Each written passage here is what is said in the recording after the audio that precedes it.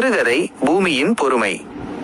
ஒரு செழிப்பான கிராமத்தில் கதிர்வேல் என்ற விவசாயி வாழ்ந்து வந்தான். அவன் நிலத்தை உயிராக நேசிப்பவன். ஒரு நாள் அதிகாலையில் தனது நிலத்தில் புதிய கிணறு தோண்டுவதற்காக கதிர்வேல் மண்வெட்டியால் நிலத்தை ஓங்கி வெட்டி கொண்டிருந்தான். நிலம் பிளந்தது, மண் சிதறியது. ஆனால் பூமி தாய் கோபப்படவில்லை. மாறாக ஆழமாக செல்ல செல்ல குளிர்ந்த நீரையும் அவன் நிற்பதற்கு உறுதியான இடத்தையும் தந்தது. எவ்வளவு வெட்டினாலும் எண்ணெய் விழாமல் தாங்கும் இந்த நிலம் எவ்வளவு பொறுமையானது என்று வியந்தான் கதிர்வேல். மதியம் கதிர்வேல் தான் விளைவித்த காய்கறிகளை விற்க சந்தைக்கு சென்றான். அங்கே வந்த நிலக்கிழார் செல்வநாயகம் ஏதோ ஒரு பழைய கோபத்தில் கதிர்வேலை ஊர் மக்கள் முன்னிலையில் மிகவும் கேவலமாக பேசினார். உனக்கெல்லாம் எதுக்கு விவசாயம்? மரியாதையா ஊரை விட்டு ஓடிவிடு என்று கூச்சலிட்டார்.